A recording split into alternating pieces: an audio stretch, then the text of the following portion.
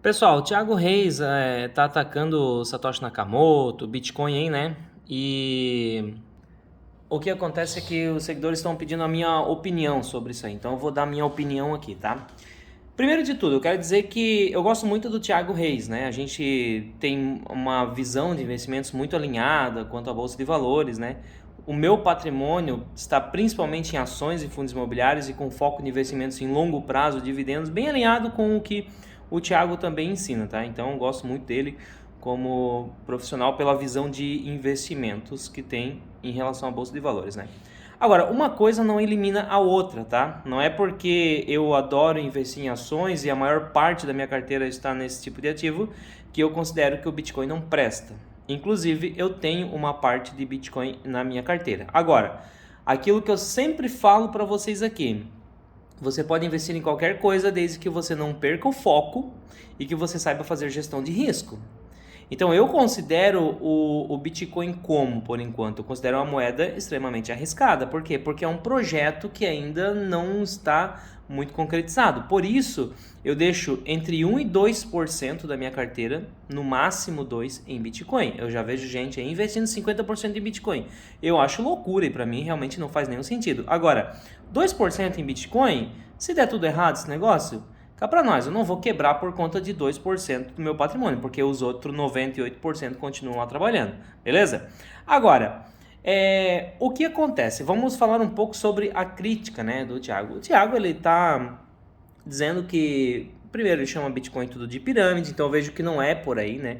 Existem várias pirâmides que usam o Bitcoin, né, com má intenção, isso realmente está cheio, mas então assim, ó, não confunda a moeda a digital com as pirâmides, são coisas diferentes, tá? As pirâmides são pessoas de má fé, organizações criminosas que usam a criptomoeda para facilitar o esquema todo, tá? Mas a moeda, ela não tem culpa disso tudo, beleza?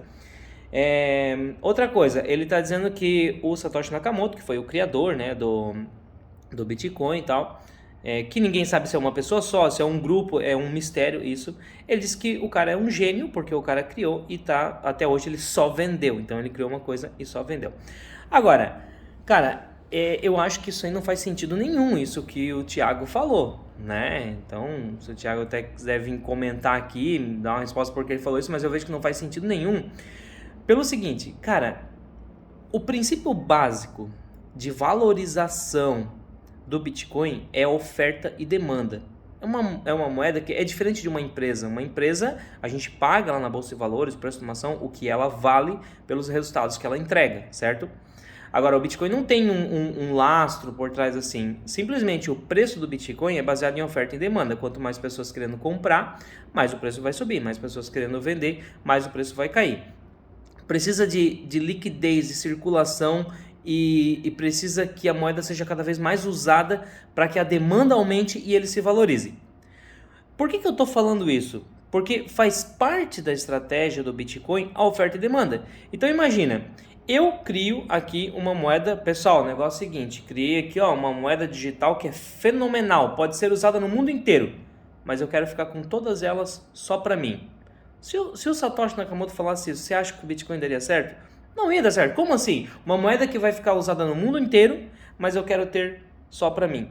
Então isso não faz o menor sentido. É óbvio que se ele fez uma excelente descoberta, como de fato fez o Satoshi Nakamoto, com a tecnologia blockchain, essa coisa toda, ele precisa jogar isso para frente para que isso seja cada vez mais usado no mundo todo e para que a demanda seja cada vez maior, porque isso faz parte da estratégia da consolidação da moeda, do uso cada vez mais recorrente da moeda, e que de fato é o que a gente tem visto acontecer ao redor do mundo.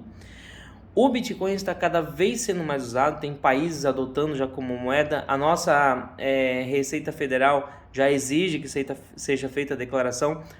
Pô, por que a Receita Federal exige que seja feita a declaração? Porque é um ativo que está sendo usado como moeda de troca. E de fato né? Tem pessoas aí que já estão recebendo pagamento em Bitcoin. Então, querendo ou não, o Bitcoin já é uma moeda de troca e que está sendo cada vez mais usada. E, inclusive, eu acho uma forma sensacional de a gente fazer transações. É claro que a gente tem que cuidar, tem que estudar, né, para que isso não seja feito de forma ilegal, tal. Por quê? Porque é uma moeda que ainda está sendo criada a legislação em cima dela, está sendo amadurecido, todas essas questões aí que tem em jogo.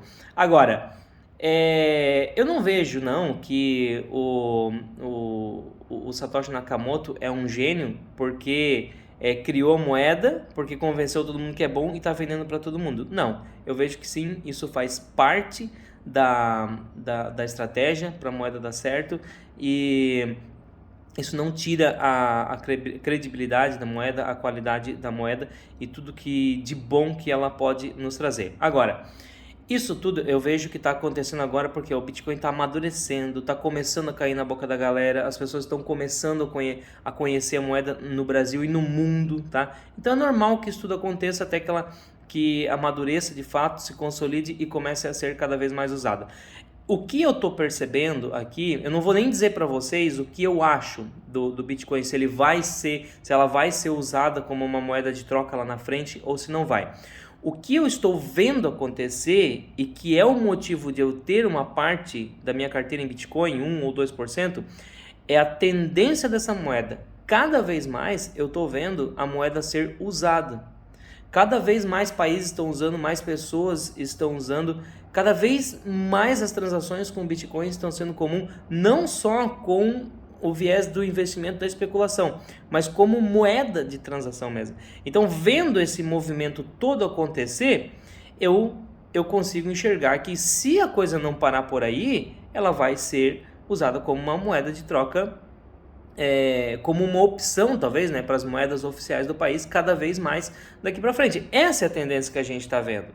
Se daqui a pouco eu ver a curva dessa tendência virar para baixo, não, ó, esse país proibiu a moeda, aquele proibiu, as pessoas não estão mais usando, cada vez menos as pessoas estão usando o Bitcoin, aí eu vou ver que ele está indo para um caminho oposto, está indo para um caminho da falência, né? Do projeto todo da criptomoeda. Aí eu vou deixar de ter em carteira. Mas por enquanto, só o que eu estou vendo é uma demanda crescente por Bitcoin e uso cada vez maior. E esquece Satoshi Nakamoto, né? Ele criou, foi fenomenal a ideia dele.